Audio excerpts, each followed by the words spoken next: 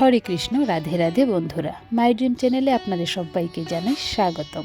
বন্ধুরা, নীলষষ্ঠী পুজো কবে পড়েছে, তিথি, শুরু এবং শেষ কখন, নীলব্রত পালনে সন্তানের জীবনে সুখ নেমে আসে, এই ব্যাপার নিয়ে আজ আমার ভিডিও। তাহলে চলুন বন্ধুরা শুরু করে দিই।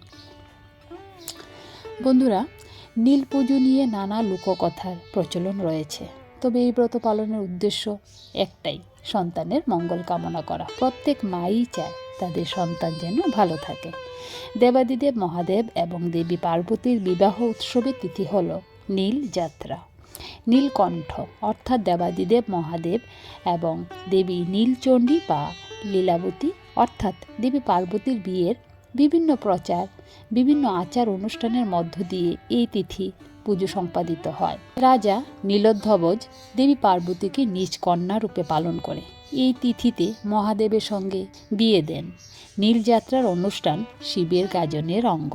তবে এই অনুষ্ঠান একদিনের নয়, সমস্ত চৈত্র মাস সন্ন্যাস ব্রত রেখে শিবের পুজো করে চৈত্র সংক্রান্তির আগের দিন পালন করা হয় নীলযাত্রা উৎসব।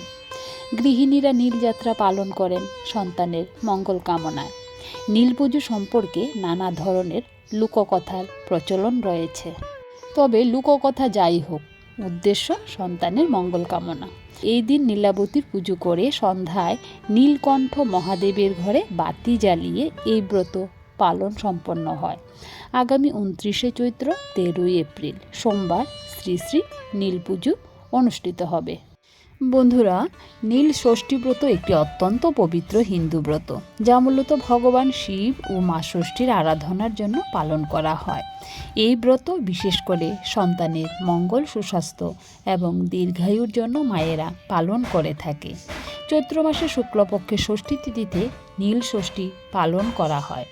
বিশ্বাস করা হয় যে ওই দিনে ভগবান শিব নীলকণ্ঠ রূপে পীড়িত হন এবং তার কৃপায় সকল দুঃখ কষ্ট দূর হয়। একই সঙ্গে মা ষষ্ঠী সন্তানদের রক্ষা করেন, দেবী হিসেবে পূজিত হন। এই ব্রতের মূল উদ্দেশ্য হল সন্তানের সুখ সমৃদ্ধির কামনা, পরিবারের শান্তি বজায় রাখা এবং ফসল ও সবজিকে রক্ষা করা। বন্ধুরা, এক দেশে এক ব্রাহ্মণ ও ব্রাহ্মণী বাস করতেন। তারা অত্যন্ত ভক্তি বলে সমস্ত ব্রত পালন করতেন, তবুও তাদের কোনো সন্তান বাঁচত না। তাদের মনে এই ধারণা জন্মালো যে এত ব্রত করেও কোনো লাভ নেই, সবই মিথ্যে। এই বলে তারা সব কিছু ছেড়ে দিয়ে কাশী চলে গেলেন। একদিন কাশীতে গঙ্গায় স্নান করে ঘাটে বসে দুঃখে কাঁদতে লাগলেন। তখন মা ষষ্ঠী বৃদ্ধা ব্রাহ্মণীর রূপ ধারণ করে তাদের সামনে এসে জিজ্ঞাসা করলেন, তোমরা কেন কান্না করছো? আমাকে খুলে বলো। ব্রাহ্মণী বললেন, মা, আমাদের অনেক ছেলে মেয়ে হয়েছিল, কিন্তু কেউ বাঁচেনি। তাই মনে হচ্ছে সব ব্রত উপবাসী আমাদের মিথ্যা। তখন মা ষষ্ঠী বললেন, শুধু ব্রত করলেই হয় না মা, ভগবানের উপর বিশ্বাস থাকতে হয়, মন শান্ত রাখতে হয়, অহংকার ত্যাগ করতে হয় এবং এক মনে দেবীকে ডাকতে হয়। তারপর মা ষষ্ঠী জিজ্ঞাসা করলেন, তোমরা কি নীলষষ্ঠী ব্রত করেছ? তারা তখন বললেন, না মা, আমরা এই ব্রত সম্পর্কে জানি না। তখন মা ষষ্ঠী বললেন, সংক্রান্তির আগের দিন সারাদিন উপবাস করে সন্ধ্যায় নীলাবতীর পুজো করবে, নীলকণ্ঠ শিবের ঘরে প্রদীপ জ্বালাবে, তারপর আমাকে প্রণাম করে জল গ্রহণ করবে। এই ব্রত করলে সন্তানরা দীর্ঘজীবী হবে। এই কথা বলে মা ষষ্ঠী অদৃশ্য হয়ে গেলেন। তারপর ব্রাহ্মণ ও ব্রাহ্মণী দেশে ফিরে এসে নিষ্ঠা ভরে নীল ষষ্ঠী ব্রত পালন করতে লাগলেন। পরবর্তীতে তাদের সন্তানরা সুস্থ ও দীর্ঘায়ু হয়। পাড়ার অন্যরাও এই ব্রতের মাহাত্ম্য জেনে এই ব্রত পালন করতে শুরু করে। হরে কৃষ্ণ, রাধে রাধে বন্ধুরা। এখন আমরা জানব কিভাবে পালন করব নীলষষ্ঠী ব্রত। এই দিনে নির্জলা উপবাস থেকে সন্ধ্যায় শিবলিঙ্গে জল ও দুধ অর্পণ করে শিব পার্বতীর পুজো করতে হবে। তারপর নীলের বাতি জ্বালিয়ে সন্তানের নামে প্রার্থনা করা হয়। উপবাসের নিয়ম, মায়েরা সারাদিন নির্জলা উপবাস থাকবেন। সন্ধ্যায় শিব মন্দিরে বা ঘরে শিবের পুজো বা বাতি জ্বালানোর উপর উপবাস ভঙ্গ করা হয়। এই পুজোর উপকরণ, শিবের প্রিয় উপকরণ যেমন কাঁচা দুধ, দই, ঘি, মধু, চিনি, গঙ্গাজল। বেলপাতা, চন্দন, নীল অপরাজিতা ফুল, ধুতরা ফুল, আখণ্ড ফুলের মালা, এছাড়া বিভিন্ন রকম ফলও দেখা যায়। এই পুজোর পদ্ধতি: এই পুজো বিশেষত সন্ধ্যায় সূর্যাস্তের পর করতে হয়। সন্ধ্যাবেলায় শিবলিঙ্গে গঙ্গাজল, দুধ ও অন্যান্য উপকরণ অর্পণ করা হয়। সন্তানের মঙ্গল কামনায় প্রত্যেক সন্তানের নামে একটি করে মোমবাতি বা নিমের বাতি জ্বালানো হয়। এই দিনে বেল, তরমুজ, ডাব, কাঁসা ইত্যাদি গ্রীষ্মকালীন ফল নিবেদন করা হয়। পুজো শেষে নীলষষ্ঠী ব্রতকথা পাঠ করা অত্যন্তই জরুরি। উপবাস কিভাবে ভঙ্গ করবেন: বাতি জ্বালানোর পর এবং পুজো সম্পন্ন হলে গঙ্গার জল বা ফলের রস খেয়ে উপবাস ভাঙা যায়।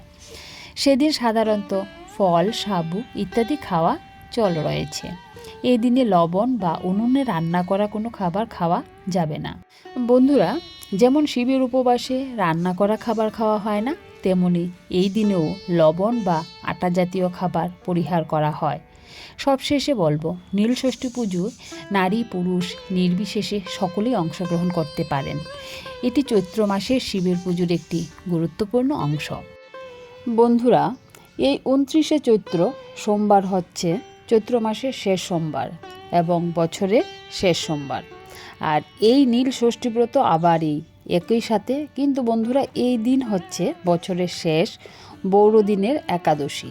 তাই বুঝতেই পারছেন বন্ধুরা এই দিনের মাহাত্ম্য কতটা বেশি। তাই 13ই এপ্রিল সোমবার দিন সারা দিন জুড়ে বাবার এই পুজো, উপবাস ও ব্রত পালন করা গেলেও পুজো সবথেকে শুভ সময় হচ্ছে সোমবার, সূর্যাস্তের পর সন্ধে 5টা 53 পর থেকে। কারণ এই ব্রত বন্ধুরা সূর্যাস্তের পরেই কিন্তু সবথেকে বেশি ফলদায়ক হয়।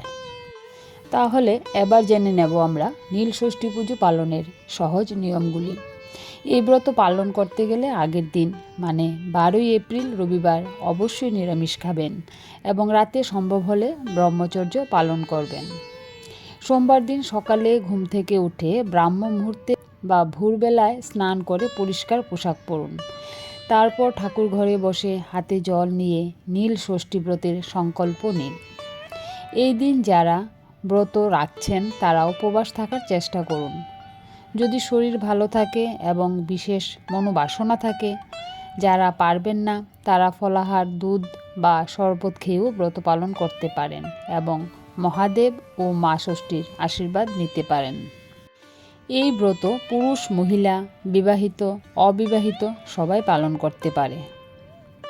বন্ধুরা, ভগবান শিবের আরেক নাম ভোলানাথ। তিনি অল্পেতেই সন্তুষ্ট হন, তাই যা অর্পণ করবেন ভক্তিভরে করবেন। পুজোর উপকরণ: ফুল আকন্দ, ধুতরা, অপরাজিতা, নীলকণ্ঠ, চাপা, জয়ন্ত। মা ষষ্ঠীর জন্য লাল ফুল গন্ধরাজ, শেফালি, বকুল, রজনীগন্ধা। ফল কাঁচা আম, বেল, কলা, পেয়ারা, তরমুজ ও নারকেল। অবশ্যই বেলপাতা প্রয়োজন পড়বে। পঞ্চামৃত: দুধ, দই, ঘি, মধু, চিনি। গঙ্গাজল দিয়ে শিবলিঙ্গ অভিষেক।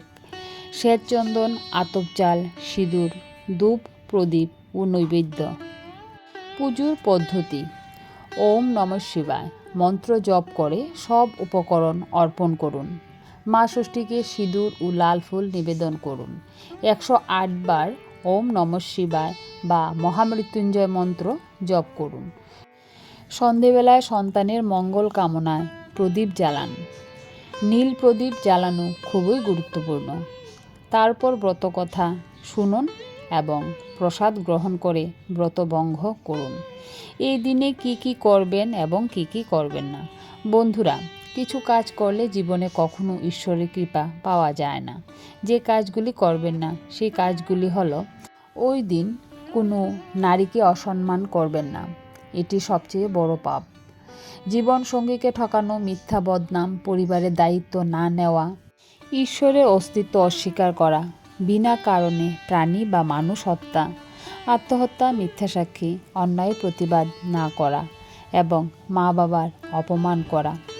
যে মা বাবার মনে কষ্ট দেয় বা গরিবের চোখে জল ফেলে তাদের পাপ ঈশ্বরও ক্ষমা করেন না। তো বন্ধুরা, যদি ভিডিওটি ভালো লাগে অবশ্যই লাইক, কমেন্ট ও শেয়ার করতে ভুলবেন না। কমেন্টে লিখুন ওম নমঃ শিবায়। বন্ধুরা, আজকের ভিডিও এখানেই শেষ করছি। আবার দেখা হবে নতুন একটি ভিডিও নিয়ে।